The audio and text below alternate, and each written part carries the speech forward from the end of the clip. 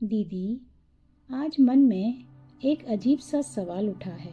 हमने पिछले जन्मों में जो भी कर्म किए उनका कितना हिसाब बाकी है, कितना पुण्य जमा है और कितने पापों का भुगतान अभी भी बाकी है, और क्या बाबा हमें ये हिसाब बताते हैं? बहुत सुंदर सवाल है शिवांगी, और ये सवाल तब आता है जब आत्मा जगती है, जब उसे अपने कर्मों की गहराई और जीवन की सच्चाई का अनुभव होने लगता है। शिवांगी, आज जो हमारे जीवन में हो रहा है, चाहे वो सुख हो या दुख हो या कोई भी परिस्थितियां हो, सब हमारे ही कर्मों का हिसाब है। कुछ भी ऐसा नहीं है जो बाहरी हो, सब कुछ हमने ही कभी भीतर बोया था, अब बाहर आकर फल बन गया है। जैसे एक बीज शुरू में बहुत छोटा होता है, पर समय आने पर वो विशाल वृक्ष बन जाता है, वैसे ही हमारे संकल्प, बोल और कर्म चाहे हमें अभी साधारण लगे, पर समय आने पर उनका फल सुख या दुख के रूप में हमारे सामने आता है।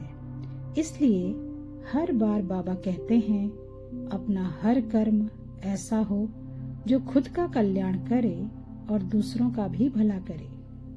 बाबा कहते हैं, कर्म कभी समाप्त नहीं होता है, वो समय के साथ परिणाम जरूर देता है। शिवांगी, हर आत्मा का एक सूक्ष्म खाता होता है जिसे हम कार्मिक अकाउंट भी बोलते हैं, और उसमें हम देख नहीं सकते, पर हमारा हर कर्म उसमें रिकॉर्ड होता रहता है।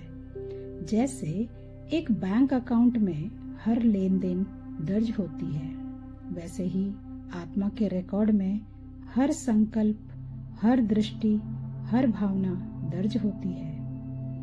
अगर आज कोई हमारे जीवन में बिना मांगे सहयोग देता है, आदर देता है, मदद करता है, तो समझो कि कहीं न कहीं किसी जन्म में हमने उसे सुख दिया था, और आज वो पुण्य हमें ब्याज सहित लौट रहा है। और उसके विपरीत यदि कोई कष्ट, अपमान, धोखा या अव्यवस्था बार बार आती है, तो वह कोई पुराने पाप कर्म है जो अब हिसाब बनकर सामने आया है। हम अक्सर सोचते हैं, मैंने तो किसी को कुछ नहीं कहा, मैंने तो किसी को दुख नहीं दिया, पर फिर भी मेरे साथ ही ऐसा क्यों? तो क्योंकि आत्मा को सिर्फ इस जन्म की स्मृति होती है, पिछले अनेक जन्मों की नहीं। आत्मा नहीं जानती कि पिछले जन्म में उसने कितने पुण्य कर्म और कितने पाप कर्म किए। जैसे कोई बच्चा पैदा होते ही किसी बीमारी के साथ आता है, या कोई अचानक दुर्घटना का शिकार हो जाता है, तो हम कहते हैं नसीब खराब था।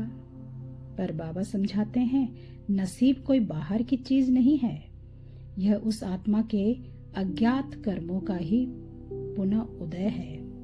प्रकृति को सब याद है, वो हर कर्म का हिसाब बेहद सूक्ष्म और न्यायपूर्ण तरीके से लौटाती है, बिना किसी पक्षपात के, और यही है कर्म का गुप्त न्याय।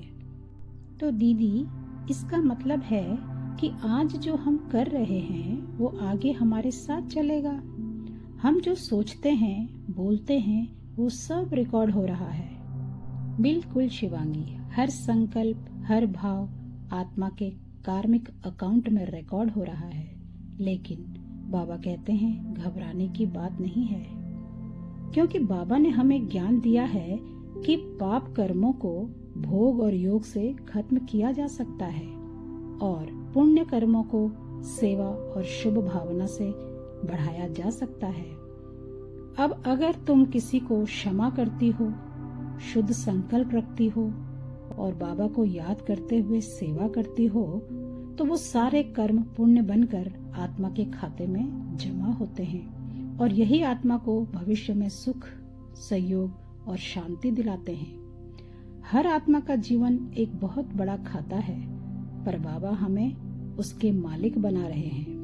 अब तुम हर कर्म करने से पहले बस एक पल रुक जाना और सोचना, यह कर्म मेरे खाते में क्या जमा करेगा।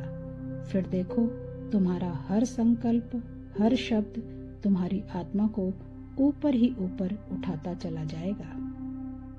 अब समझ आया दीदी, हर कर्म मेरा भविष्य है।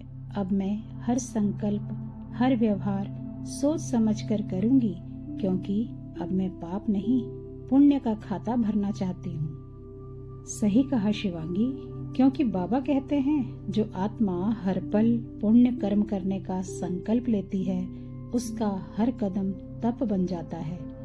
और अब तुम सिर्फ कर्म नहीं करोगी, योग युक्त, भावना युक्त, सेवा युक्त कर्म करोगी, और यही तुम्हारे भविष्य का सबसे सुंदर लेखा बनेगा।